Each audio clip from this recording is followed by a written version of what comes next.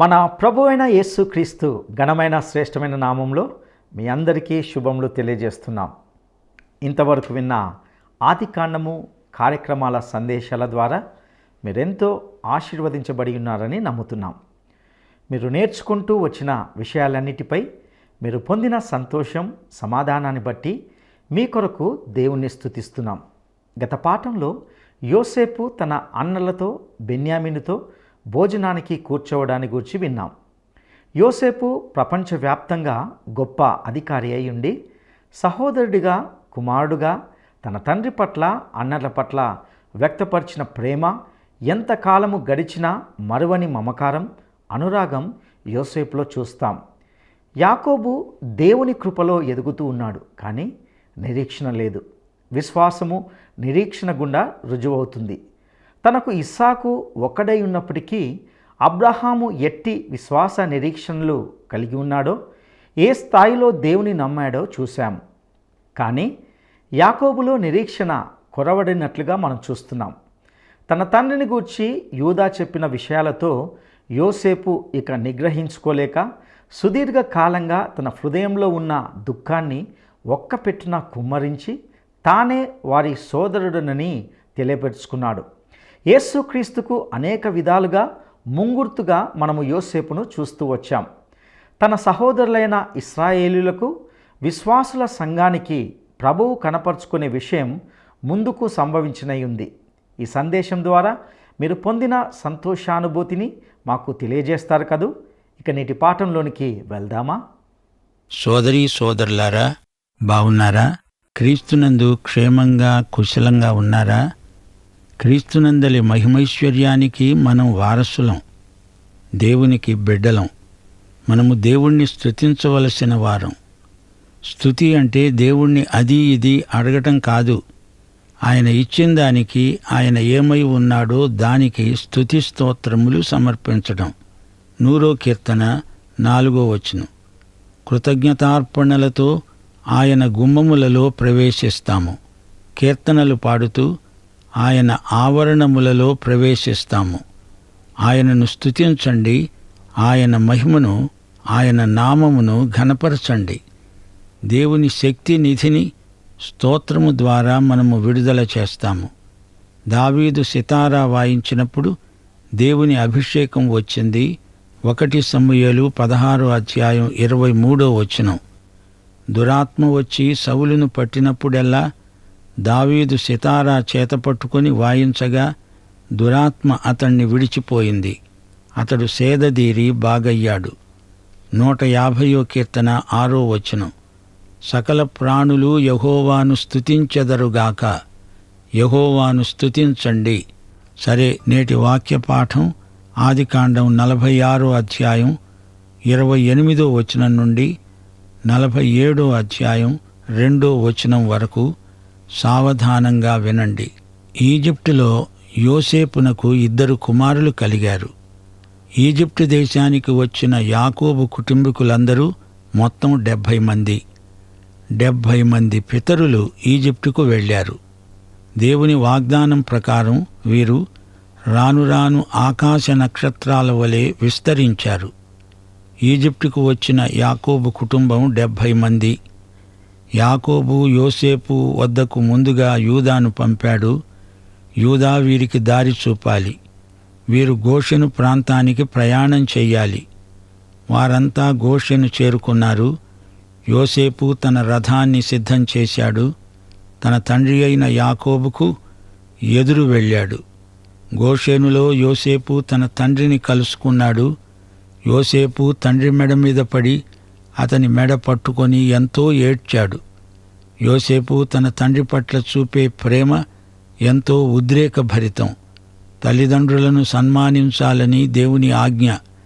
యేసుక్రీస్తు కూడా నజరేతులో మరియ యోసేపులకు లోబడి ఉన్నాడు. యేసు ప్రభువు శిలువ మీద చనిపోతూ కూడా తన తల్లిని మరిచిపోలేదు. ఈ విషయంలో యేసు ప్రభువు విశ్వాసులకు గొప్ప మాదిరి. అప్పుడు ఇశ్రాయేలు అనే యాకోబు యోసేపుతో అన్నాడు, నీవింకా బతికే ఉన్నావు, నీ ముఖం చూచాను గనుక నేనింకా చనిపోతాను. యోసేపును నా గారాబు కొడుకును చూచాను. చనిపోయాడు అనుకున్న కొడుకు బతికే ఉన్నాడు. ఇక నేను నిశ్చింతగా చనిపోగలను అనుకున్నాడు. దీన్ని బట్టి యాకోబు తన కొడుకును ఎంత ప్రేమించాడో మనం గ్రహించగలం. మీకు జ్ఞాపకముందా? సుమయోను అనే వృద్ధ భక్తుడు యేసును చూచిగాని చనిపోను అని దీక్షతో ఉన్నాడు. యేసు బాలుణ్ణి చేతుల్లోకి తీసుకొని సుమయోను అన్నాడు, నాథా, ఇప్పుడు నీ మాట చొప్పున సమాధానముతో నీ దాసుణ్ణి పోనిస్తున్నావు. యేసు ప్రభు అంటే సుమయోనుకు ఎంత ప్రేమో! యాకోబుకు తన కొడుకు మీద ఉన్న ప్రేమ కేవలం భౌతికం. కాని భక్తునికి యేసుపై ఉన్న ప్రేమ ఆధ్యాత్మికం. ఎవడైనా సరే నన్ను ప్రాణాధికంగా ప్రేమించకపోతే నాకు శిష్యుడై ఉండతగడు అని యేసు ప్రభువు చెప్పాడు. దావీదురాజు తన కొడుకు బతికి ఉండగా అతనికి జబ్బు చేసినప్పుడు అతని కోసం ఎంతో తాపత్రయపడ్డాడు. కాని ఆ పిల్లవాడు చనిపోయిన తరువాత అన్నాడు, చనిపోయిన నా కొడుకును తిరిగి రప్పించగలనా? నేను వాని వద్దకు వెళుతాను గాని వాడు నా వద్దకు మరలి రాడు గదా. దావీదు రాజుకు ఉన్నంత ఆధ్యాత్మిక పరిపక్వత యాకోబుకు లేదు. అప్పుడు యోసేపు తన సహోదరులను, తన తండ్రి కుటుంబము వారిని చూచి అన్నాడు, నేను వెళ్ళి ఇది ఫరోకు తెలియచేసి కనాను దేశంలో ఉన్న నా సహోదరులు, నా తండ్రి కుటుంబము వారు నా వద్దకు వచ్చారు. ఆ మనుషులు పశువులు గలవారు, వారు గొర్రెల కాపరులు. వారు తమ గొర్రెలను పశువులను తమకు కలిగినదంతా తెచ్చుకున్నారు అని అతనికి చెప్తాను. గొర్రెల కాపరి అయిన ప్రతివాడు ఈజిప్టు వారికి హేయుడు. ఫరో మిమ్ములను పిలిపించి మీ వృత్తి ఏమిటి అని అడిగితే మీరేం చెప్పాలంటే, మా చిన్నతనము నుండి ఇది వరకు మేము మా పూర్వీకులు పశువులు గలవారము. మీరు ఈ విధంగా చెబితే గోషేను దేశంలో మిమ్మలను కాపురముండనిస్తాడు. యాకోబు కుటుంబీకుల పేర్లు ఈ అధ్యాయంలో రాసి ఉన్నాయి గదా, ఎన్నో పేర్లు. అయితే సోదరీ సోదరులారా, యేసుక్రీస్తునందు విశ్వసించి తిరిగి జన్మించిన వారందరి పేర్లు జీవగ్రంథమందు పరలోకంలో నమోదై ఉంటాయి. నీ పేరు, నా పేరు అందులో ఉంది. ప్రభువు నిన్ను వ్యక్తిగతంగా ఎరుగును. నీ తల వెండ్రుకలు ఎన్ని ఉన్నాయో ఆ లెక్క కూడా ఆయనకు తెలుసు. మనం ఎంత జనసమూహమైనా దేవుడు మనలను వ్యక్తిగతంగా ఎరుగును. ఆయన మనలను ఒక్కొక్కరిని వ్యక్తిగతంగా ప్రేమిస్తాడు. మన పట్ల ఎంతో శ్రద్ధాసక్తులు గలవాడు. లోకంలో ఏ మనిషి దేవునికి పనికిరాని వాడంటూ ఉండడు. ప్రతి మనిషి కోసం యేసుక్రీస్తు చనిపోయాడు. గుంపులను కాదు ప్రభువు చూచేది. అందులో ప్రతి వ్యక్తిని వ్యక్తిగతంగా ప్రభువు చూస్తున్నాడు, ప్రేమిస్తున్నాడు. యేసును ప్రతి ఒక్కరూ వ్యక్తిగత రక్షకుడని అంగీకరించాలి. సోదరుడా, సోదరి, నీవు నాకిప్పుడు ఇది చెప్పు, నీ పేరు గొర్రెపిల్ల జీవగ్రంథంలో రాయబడి ఉందా? మరో విశేషం, తండ్రి కుమారుల మధ్య ఎడబాటు ఎంతో దుర్భరం. బహుకాలానికి యోసేపును చూచిన యాకోబు ఉద్రిక్తమైన మనస్సు ఎలా ఉందో ఊహించగలరా? శ్రోతలు గమనించండి. ఈజిప్టుకు వచ్చిన తరువాత యాకోబుకు ఉన్న మరో పేరు ఇశ్రాయేలు. ఈజిప్టులో యాకోబు తీరు మారింది, అంచేత పేరు మారింది. మారిన కొత్త పేరే ఎక్కువగా చెప్పబడింది. ఈజిప్టు దేశస్థులకు వృత్తిరీత్యా కాపరులైన వారంటే అసహ్యం. కానీ కాపరి అనే మాట, ఈ మాట సూచించే భావము బైబిలులో చాలా ఉదాత్తమైనదిగా చిత్రించబడింది. యేసును మంచి కాపరిగా, గొప్ప కాపరిగా, ప్రధాన కాపరిగా పేర్కొంటాము. ప్రధాన కాపరి అయిన యేసు త్వరలో రాబోతున్నాడు. పాపులైన మానవులు దారి తప్పిన గొర్రెలు. ఈ గొర్రెల కోసం మంచి కాపరి అయిన యేసు తానే దేవుని గొర్రెపిల్ల అయి వాటి కోసం తన ప్రాణం పెట్టాడు. మత్తయి సువార్త 9వ అధ్యాయం 36వ వచనంలో యేసు చెదరిపోతున్న గొర్రెల వంటి పాపులను చూచి కన్నీరు మున్నీరుగా ఏడ్చాడు. తప్పిపోయిన గొర్రెలను వెదకి రక్షించే కాపరి మన ప్రభు అయిన యేసుక్రీస్తు.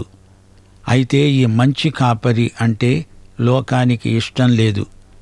యేసును కాపరిగా లోకం అంగీకరించదు. ఈజిప్టులో కాపరి అనే మాటే అక్కడి ప్రజలకు గిట్టదు. కాపరులను వారు అసహ్యించుకుంటారు.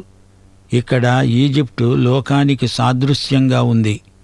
ఇశ్రాయేలీయులు కాపరులే కాదు, పశువులను కూడా కాచేవారు. గోషెనులో నివసిస్తూ ఇశ్రాయేలీయులు కాపరులయ్యారు. గొర్రెలను బాగా కాచేవారు. యాకోబు తన వారితో ఇప్పుడు గోషెనులో కాపురమున్నాడు.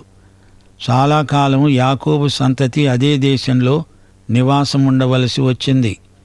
యోసేపు చనిపోయాక వారు ఈజిప్టులో బానిసలయ్యారు. అయితే దేవుడు వారికి తోడై ఉన్నాడు. అక్కడే వారు గొప్ప జాతిగా ఆవిర్భవించారు. ఆ తరువాత మోషే నాయకత్వంలో వారికి విడుదల కలిగింది. యోసేపును దేవుడు ముఖాముఖిగా కలుసుకొని మాట్లాడినట్లు లేదు గాని అతని జీవితమంతటిలో అదృశ్యమైన దేవుని హస్తమే అతన్ని నడిపించింది. యోసేపు జీవితమంతా దేవుని పర్యవేక్షణలోనే నడిచింది. తన వారికందరికీ చిట్టచివరికి రక్షకుడు, సంరక్షకుడు అయ్యాడు. దేవుడు తన బిడ్డల జీవితంలో ఎప్పుడేది జరగాలో ముందుగానే నిర్ణయించి ఉంచుతాడు. ఏదీ ప్రమాదవశాత్తు జరగదు. యేసు అందరి కోసమై విమోచన క్రయధనమై తనను తానే సమర్పించుకున్నాడు. ఇది యుక్తకాలమందు సాక్ష్యార్థమై జరిగిన సంఘటన. యేసు కాలము సంపూర్ణమైనప్పుడు కన్యక గర్భాన జన్మించాడు.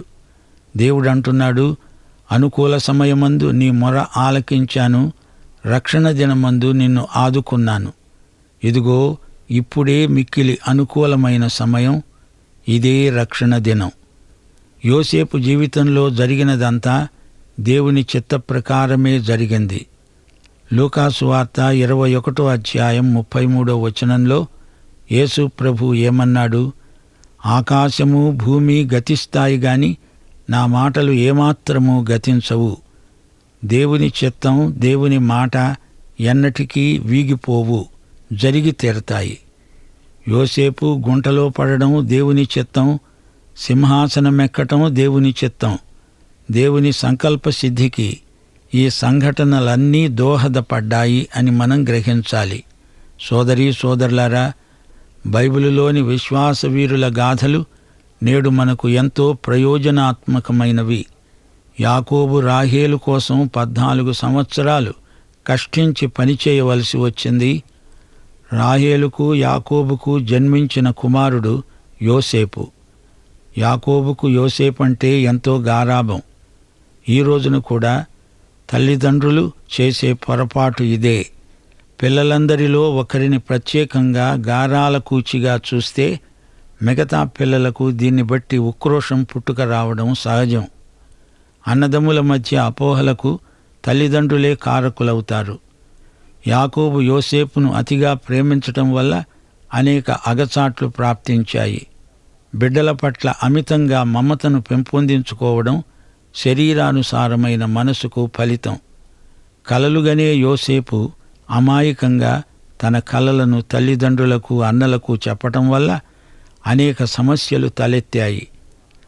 కలలు గనడంతో ఆరంభమై అదొక దర్శనమై గొప్ప వ్యక్తులెందరో దర్శనాన్ని బట్టి జీవితంలో అద్భుతాలను సాధించగలిగారు. అయితే దేవుని బిడ్డలు దేవుని కలలు కంటారు, అవి దర్శనాలవుతాయి. అపొస్తలుడైన పౌలన్నాడు, దమస్కు మార్గంలో దేవుడు నాకు చూపిన దర్శనానికి నేను అవిధేయుణ్ణి కాలేదు. సోదరీ సోదరులారా, దర్శనం లేని చోట ప్రజలు నశిస్తారు. ఈ రోజున దేవుని బిడ్డలు దేవుని దర్శనాలు చూడాలి. యువతీ యువకులు దేవదర్శనం చూడాలి. భవిష్యత్తు కోసం సిద్ధపడాలి. యేసు దర్శనమే మన దర్శనం, యేసు కోరికలే మన కోరికలు, యేసు ఆశయాలు, వాంఛలు అవే మన కోరికలు. యేసును ప్రేమించేవారు యేసుకు ఇష్టమైన వాటినే కోరాలి. అసలు బైబిలు వ్యక్తులలో ఎవరినైనా భక్తులు అంటున్నామంటే దానికి కారణం ఒకటే. క్రీస్తు యేసుకు కలిగిన మనస్సే మన భావజీవితాన్ని, భక్తి శైలిని మార్చగలదు. మన చిత్తవృత్తి యందు నూతనపరచబడుతూ ఉండాలి. ప్రాచీన స్వభావాన్ని వదులుకోవాలి. అది మోసకరమైన దురాశ, చెడిపోయిన స్వభావం. నీతి యథార్థ భక్తి గలవారై దేవుని పోలికగా అనగా యేసుక్రీస్తు పోలికగా సృష్టించబడిన నవీన స్వభావాన్ని ధరించుకోవాలి. దేవుని భయంతో పరిశుద్ధతను సంపూర్ణం చేసుకుంటూ శరీరాత్మలకు కలిగిన సమస్త కల్మషము నుండి మనలను మనమే పవిత్రపరుచుకుంటూ ఉండాలి. ఆ మాటకొస్తే తండ్రి కొడుకుల మధ్య అనగా యాకోబు యోసేపుల మధ్య ఎంత వ్యత్యాసముందో పరిశీలించండి. యాకోబు ఉపాయశాలి, యోసేపు ఉపకారశీలి. యోసేపు కూడా చెరసాల అనుభవంలోనే పరోపకారానికి ప్రతిష్ఠించబడ్డాడు. అంతవరకు తన కలలను గురించే చెప్పేవాడు. ఆ తరువాత ఇతరుల కలలకు అర్థం చెప్పి వారికి సాయం చేయసాగాడు. అదే ఉపకారశీలం. ఇంతింతై మరీ విస్తరించి ప్రపంచం మొత్తానికి అన్నం పెట్టేటంతగా నలుదిక్కులకు ప్రసరించింది అతని సౌశీల్యం. యాకోబు అలా కాదు. కుటుంబ జ్యేష్ఠత్వం అధికారపూర్వకమైనది, అది యాజకత్వమే. ఆ పదవిని ఆశించి దానిని దేవుడిచ్చేదాకా కనిపెట్టలేక, దేవుని మాట నమ్మలేక, ఉపాయంతో దాన్ని స్వశక్తితో సంపాదించుకోవాలని ప్రయత్నం చేసి మోసగాడని పేరు తెచ్చుకొని చరిత్రకెక్కాడు. దేవునితో పోరాటంలో దెబ్బతిని ఎట్టకేలకు దేవునికి లోబడక తప్పలేదు. సోదరీ సోదరులారా, ఎవరి జీవితం చూచినా, ఏ చరిత్ర చదివినా, ఎవరి గాథ విన్నా ఏమున్నది గర్వకారణం? యేసు ప్రభువు దగ్గరికి వచ్చిన ప్రతి మనిషికి గర్వభంగమవుతుంది. నా కుమారుణ్ణి ముద్దు పెట్టుకోండి, లేని ఎడల నాకు కోపం వస్తుంది అంటున్నాడు తండ్రి అయిన దేవుడు. సోదరీ సోదరులారా, గ్రహించండి. పాపి పాపానికి దాసుడు. దేవుని కుమారుడైన యేసు మనలను స్వతంత్రులనుగా చేశాడు గనుక మనం స్వతంత్రులమే. ప్రతి ఆలోచనను చెరపట్టి క్రీస్తుకు లోబరచాలి. వితర్కాలను, దేవుని జ్ఞానానికి ఎదురయ్యే ప్రతిబంధకాలను త్రోసిరాజనాలి. యాకోబు ఆత్మ సంబంధిగా పరివర్తన చెందటానికి ఎంతకాలం పట్టిందో చూడండి. ఎవరైనా క్రీస్తును అంగీకరిస్తే, ఆయన నామమందు విశ్వాసముంచితే దేవుని బిడ్డలవుతారు. అయితే ఎంతకాలమని పసిపిల్లలై ఉంటారు? దేవుని దీర్ఘకాలిక ఉద్దేశ్యం ఒక్కటే. ప్రతి మనిషిని క్రీస్తునందు సంపూర్ణునిగా చేసి ఆయన ఎదుట నిలువబెట్టాలి. సమస్త జ్ఞానం ప్రయోగించి ప్రతి మనిషికి బుద్ధి చెప్పాలి. ప్రతి మనిషికి బోధించాలి. సోదరీ సోదరులారా, విశ్వాసులారా, ఈ బైబిల్ పాఠాలలో మీరు నేర్చుకునేదంతా మీ విశ్వాసాభివృద్ధికి తోడ్పడాలి. అదే దేవుని చిత్తం. విశ్వాసం దైవ ప్రేమలో పనిచేస్తుంది, ఫలిస్తుంది. ఎవరైనా అంతే. అబ్రహామైనా, ఇస్సాకైనా, యాకోబైనా, యోసేపైనా, పౌలైనా, పేతురైనా అంతే. ఇదే విశ్వాస సూత్రం నీలో నాలో కూడా పనిచేస్తుందని జ్ఞాపకముంచుకోండి. దేవుని సత్యం విశ్వాసికి అనుభవ జ్ఞానమవుతుంది. పరిశుద్ధాత్మ ద్వారా, దేవుని వాక్యం ద్వారా ఇది అనుభవైక వేద్యమవుతోందని వేరే చెప్పనక్కర్లేదు. దేవుని వాక్యమే విశ్వాసికి ఏకైక ప్రమాణం. దేవుని వాక్య ప్రత్యక్షం వెలుగులో సమస్తము పరీక్షించాలి. దేవుని వాక్యం అనుభవంలో మాత్రమే రక్షణార్థమైన ఫలితాలు కలుగుతాయి. అయితే కేవలం అనుభవం మాత్రమే సిద్ధాంతం కాదు. పాత నిబంధనలో యెహోవా కార్యములు, సువార్తలలో యేసు కార్యములు అనగా కుమారుని కార్యములు, అపొస్తలుల కార్యగ్రంథం నుంచి పరిశుద్ధాత్మ కార్యములు మనము గుర్తించగలం. పరిశుద్ధాత్మ పరిశుద్ధుడు. తన పరిశుద్ధతను మనకు ఇవ్వటానికే మనలో నివసిస్తున్నాడు. హృదయశుద్ధి, ప్రేమ మనలో ప్రవర్తిల్ల చేసే క్రీస్తు ఆత్మే పరిశుద్ధాత్మ. ఇర్మియా గ్రంథం 31వ అధ్యాయం, యెహెజ్కేలు 36 అధ్యాయాలలో పరిశుద్ధాత్మ యొక్క పరిశుద్ధ ఉద్యమం పేర్కొనబడింది.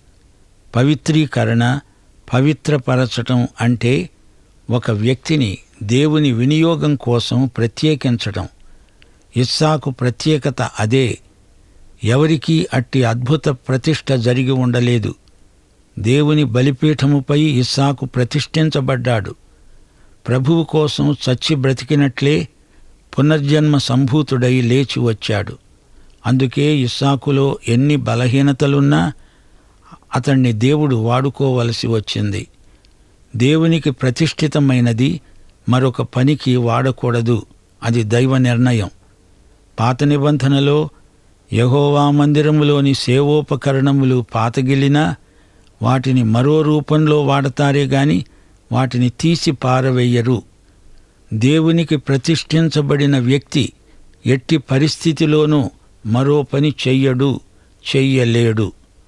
నిర్గమకాండం 19వ అధ్యాయం 10వ వచనం. ఇశ్రాయేలు ప్రజలు దేవుని కోసం పరిశుద్ధపరచబడిన ప్రజలు. 1 పేతురు 2వ అధ్యాయం 9వ వచనంలో చెప్పబడినట్లు దేవుని సంఘం ఏర్పరచబడిన వంశం, రాజులైన యాజక సమూహం, పరిశుద్ధ జనం, దేవుని సొత్తైన ప్రజలు. సోదరీ సోదరులారా, హెబ్రీ పత్రిక 11వ అధ్యాయంలో విశ్వాస వీరుల జాబితా రాసి ఉంది గదా. ఎందరో మహానుభావులు, వారందరికీ జేజేలు. నిజమే, బైబిలు భక్తులు మన జీవితాలకు దూరంగా ఉండి తమ భక్తిని మనకు ప్రదర్శించటం లేదు. యాకోబు పత్రిక 5వ అధ్యాయం 16వ వచనం నుండి వినండి. నీతిమంతుని విజ్ఞాపన మనఃపూర్వకమైనదై బహుబలము గలదై ఉంటుంది. ఏలియా మన వంటి స్వభావము గల మనుష్యుడే. వర్షింపకుండునట్లు అతడు ఆసక్తితో ప్రార్థన చేయగా 3.5 సంవత్సరాల వరకు భూమి మీద వర్షం కురవలేదు. అతడు మరల ప్రార్థన చేయగా ఆకాశం వర్షమిచ్చింది, భూమి తన ఫలమిచ్చింది. అంటే ఏమిటి? అలనాడు ఏలియా ఎంత నీతిమంతుడో ఈ రోజున నీవు నేను అంతే నీతిమంతులం. అబ్రహాము, ఇస్సాకు, యాకోబు, యోసేపులు దేవుని దృష్టిలో ఎంత నీతిమంతులో ఈ రోజున మనము అంతే నీతిమంతులం. పౌలు ఎంత నీతిమంతుడో శిలువ మీద అప్పటికప్పుడు రక్షణ పొంది పరలోకానికి వెళ్ళిపోయిన దొంగ కూడా అంతే నీతిమంతుడు. నీతిమంతులలో గొప్ప నీతిమంతుడని, చిన్న నీతిమంతుడని ఉండరు. అందరము విశ్వాసమును బట్టి నీతిమంతులం. గనుకే మన ప్రార్థన మనఃపూర్వకమైనదై బహుబలము గలదై ఉంటుంది. బైబిలు గాథల్లోని వ్యక్తులను మనం ఇదే దృక్పథంతో చూడాలి. విశ్వాసమూలమైన నీతి మనది.